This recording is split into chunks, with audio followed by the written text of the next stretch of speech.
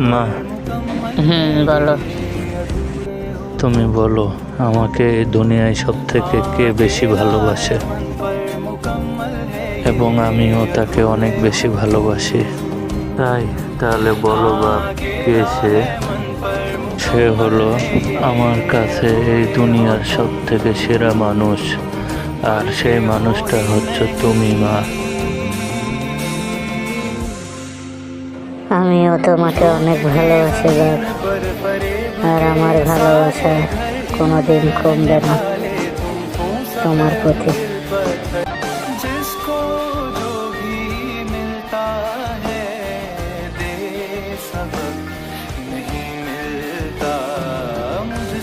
মাকে বলতে না পারা আমার মনের কথা, যা আর কখনো বলতে পারবো না।